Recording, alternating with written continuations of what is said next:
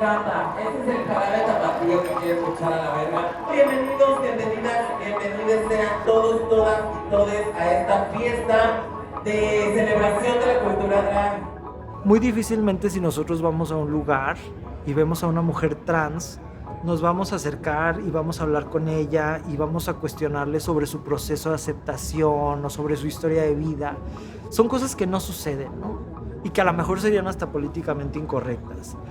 Pero la magia del cine es justamente esa, la de mostrarnos a los personajes como son, la de mostrarnos sus historias, sus momentos más vulnerables, sus momentos más sublimes, y eso conectarlo de manera directa con nosotros y con nuestra historia. Esa identificación contundente y fuerte, ¿no? Incuestionable, que justamente va directo al alma, ¿no? Donde la lógica, la razón dejan de existir, ¿no? Y en ese momento conectas con ese personaje y con esa historia y te vuelves ese personaje y vives esa historia. Entonces, creo que en ese sentido el cine, ¿no? Como una herramienta de transformación, el arte y la cultura son sumamente importantes, ¿no? Porque justamente nos permiten vivir, ¿no? O entender, ¿no? La otredad sin filtros, pues, ¿no? De un cañonazo, ¿no? Al alma.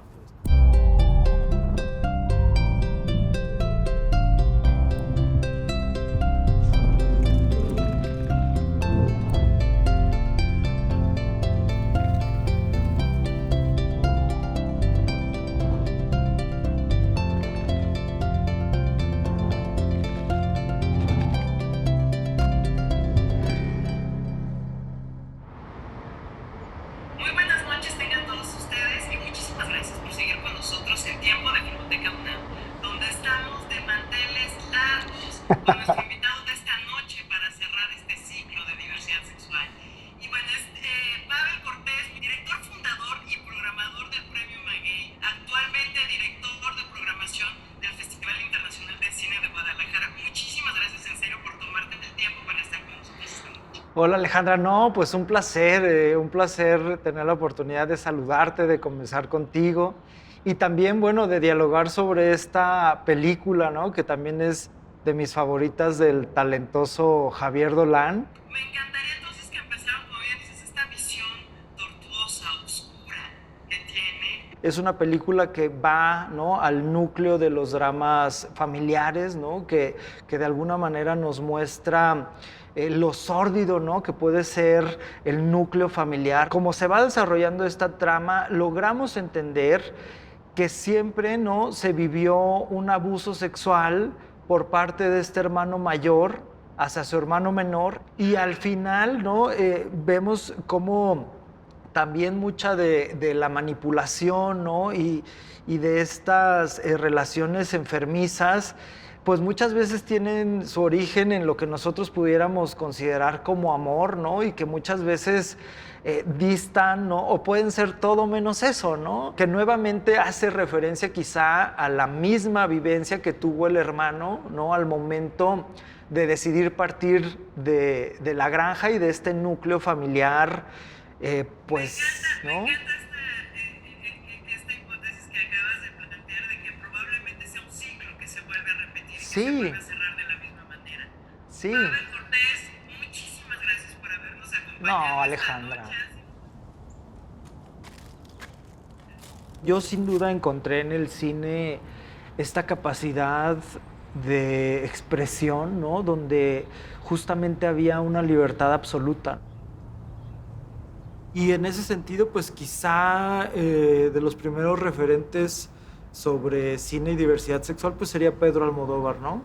Que aunque muchas de sus películas no estaban enfocadas en temas, ¿no? De diversidad sexual, pues era evidente, ¿no? Esta homoerotización de sus protagonistas, ¿no? Y de cómo de alguna manera también a través de la figura femenina él exorcizaba su homosexualidad, ¿no? Entonces recuerdo pues que también el cine siempre estuvo como vinculado a estos crushes, ¿no? Hablando, no sé, de Antonio Banderas, Alec Baldwin, ¿no? No sé, son como como cosas que te van permitiendo descubrir un poquito quién eres, ¿no? Toda mi niñez y toda mi infancia, el tema de la diversidad sexual, pues era por un lado tabú y por otro lado algo súper negativo. Yo recuerdo la primaria, la secundaria, incluso la preparatoria, ¿no? Porque todavía no salía del closet en la preparatoria, en el que era como este sentimiento terrible de que te descubrieran, ¿no? O de que supieran quién eres o qué te gustaba realmente. En aquella época había un conflicto muy marcado en Guadalajara porque por la zona de Plaza del Sol había una zona de prostitución, pero era específicamente de travestis.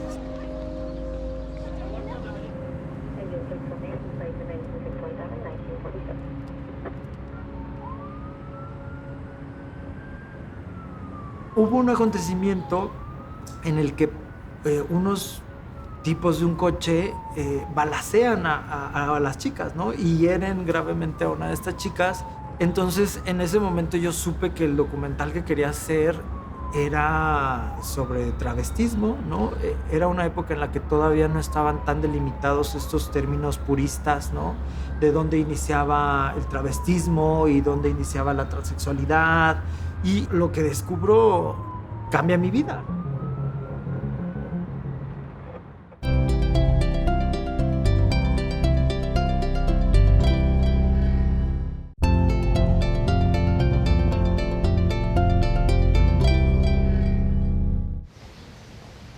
Decido que el documental se enfoque en un lugar emblemático, ¿no? Para la cultura queer en México, ¿no? Y particularmente en Guadalajara, que fue el primer lugar gay, ¿no? Porque también en esa época era un lugar gay, ¿no? Así se asumía, en México, que es el Mónica's Discotheque.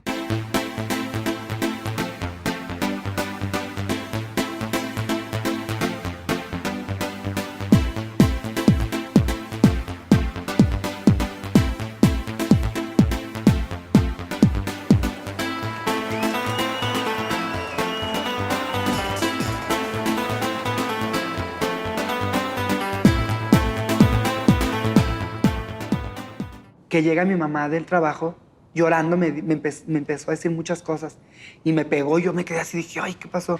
Dijo, ¿qué no sabes? Yo, ¿qué? Pues que mataron al hermano de tu amigo. Con 1000 maldiciones mi mamá, al joto de la otra calle, que no sé qué, no sé qué tanto. Paz, ¿qué quieres? Que te pase lo mismo, te va a pasar eso, te van a matar, o si no te vas a morir de sida. Yo así, pues, me quedé así como que se me fue la vida. Dije, ¿cómo? El proceso de creación de Make-up fue como un choque de realidad, porque de alguna manera la vida de todos estos personajes no son vidas fáciles, ¿no? Y Make-up es un documental que hice para mi mamá. Entonces yo tenía este conflicto y yo pensaba que mi mamá no me aceptaba al 100%.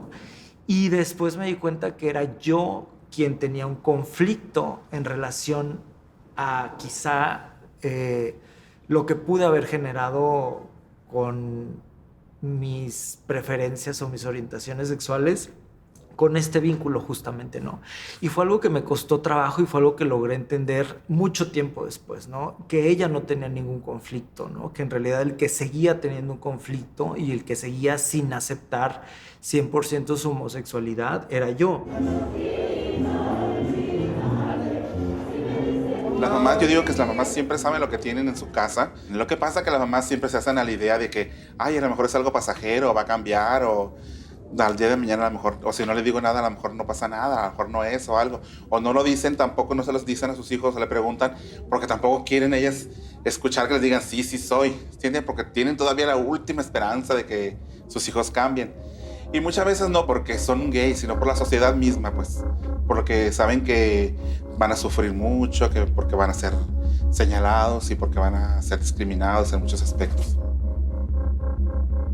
La intención también del documental es mostrar como el trabajo creativo, ¿no? Y de expresión artística de cada uno de estos personajes, donde a través de la transformación física, ¿no? y de la imitación en este caso, ellos también logran expresar, ¿no? Su espíritu y como todos estos sueños.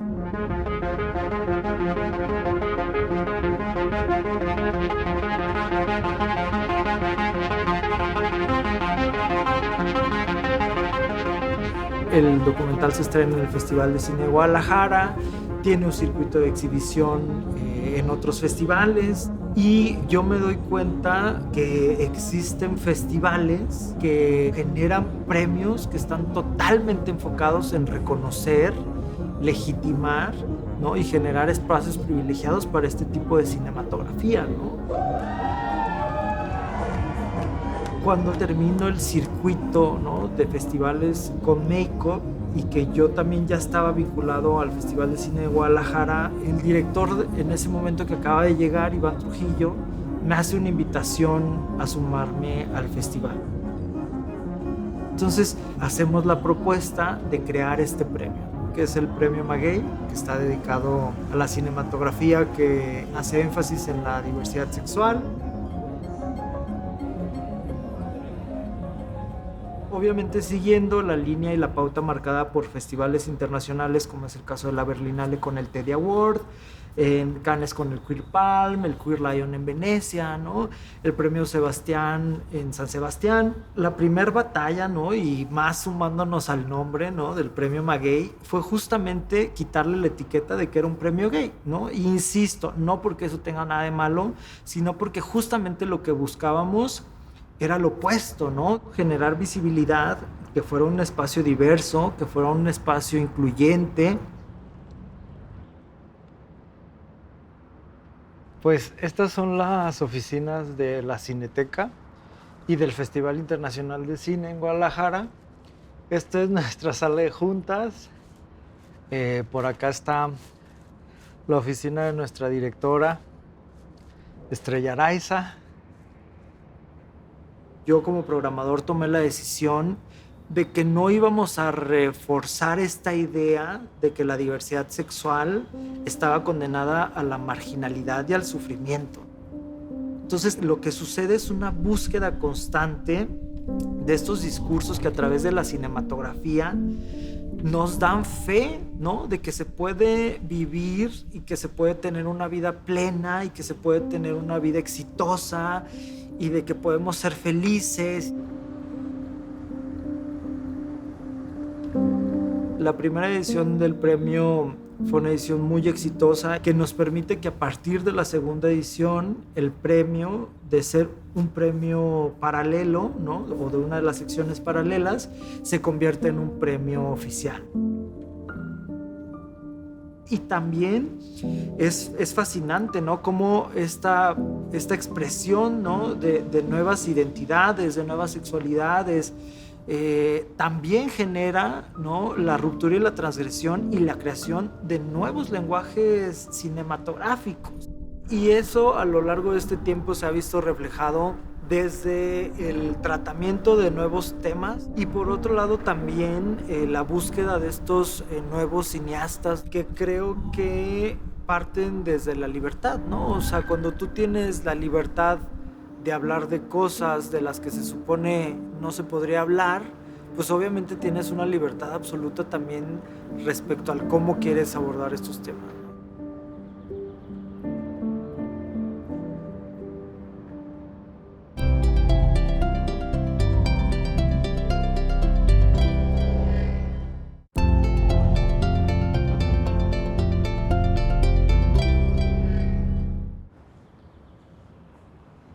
Siento que parte, ¿no? de lo fundamental y de lo que ha permitido que también el premio logre una comunicación contundente con las audiencias ha sido que cada imagen, ¿no? O cada una de estas ediciones ha sido presentada bajo un lema y bajo una imagen fuerte, interesante, diversa, ¿no? Con posturas sociales, políticas, ideológicas muy claras, ¿no? Las cuales pues se expresan a través del arte.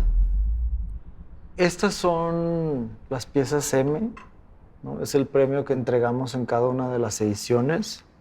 Es, como mencionaba, creación del artista Adrián Guerrero. Esta es una pieza que se hizo en 2005 para nuestra edición de Evolución. Esta es de una edición muy chida que tuvimos, que se presentó bajo el lema Premio Maguey Encuírate, y que es creación de Mar Maremoto, una chica de la Ciudad de México, y que con este juego de palabras en relación a lo queer y a lo encuerarse, pues nos invitaba a despojarnos como de nuestros prejuicios y de encuerar la esencia de nuestro ser.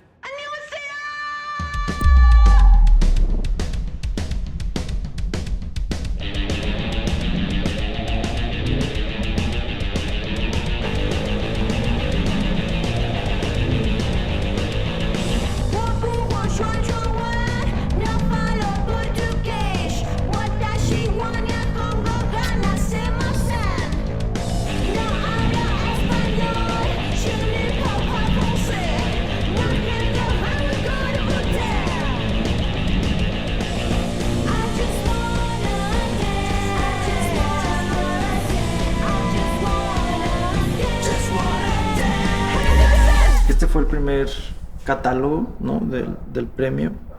Se presentó bajo el lema Lo mejor del cine queer LGBTTI, que era como se hacía referencia a las diferentes expresiones. Después, en 2013, el lema fue Pasiones íntimas del cine queer.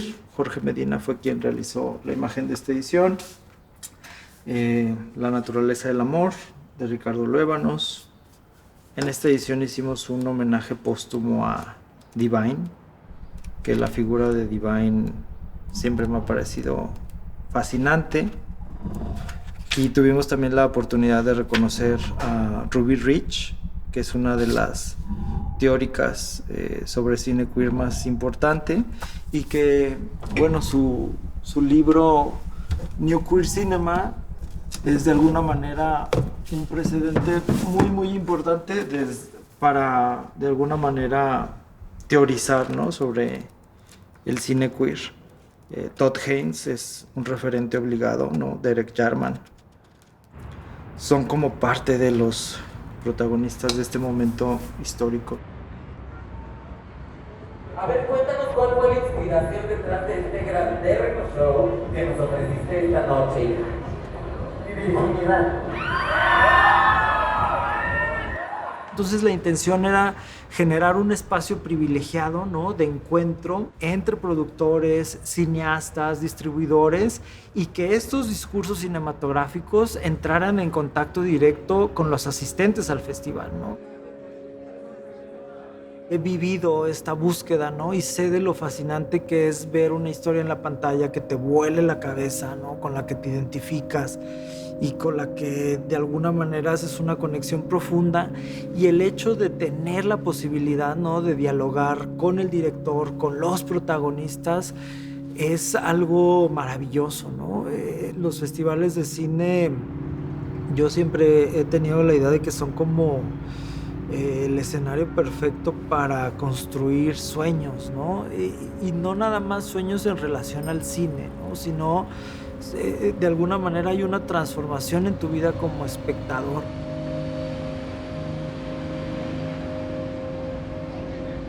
Y es maravilloso que el Festival Internacional de Cine en Guadalajara haya hecho una apuesta, ¿no?, a la diversidad sexual, al cine queer, en un contexto en el que era una realidad social totalmente distinta a la que vivimos actualmente, ¿no? El premio surge en el año 2012.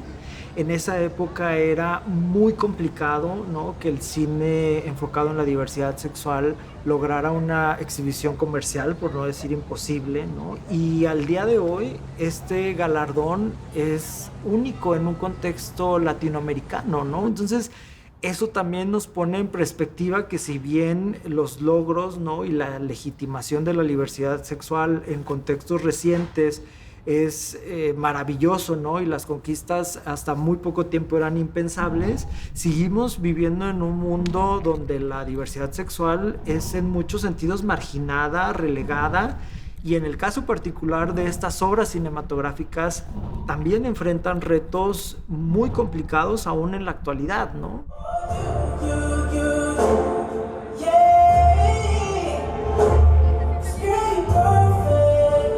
Creo que la evolución del cine queer en estos 10 años, ¿no? Que es un periodo también corto y breve, es innegable y es fascinante.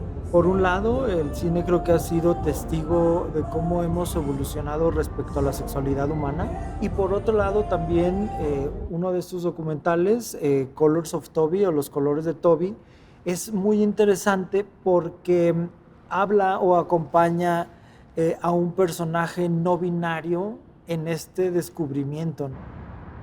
El personaje primero se asume como una chica trans, ¿no? Que tiene la intención de transicionar a chico, pero después en esta transición, ¿no? Y de seguir como todo el tratamiento psiquiátrico, de hormonas, acompañada de su familia, se da cuenta que ella no quiere ser un hombre, ¿no? Y que en realidad en esta búsqueda no se identifica con ninguno de los dos sexos, ¿no?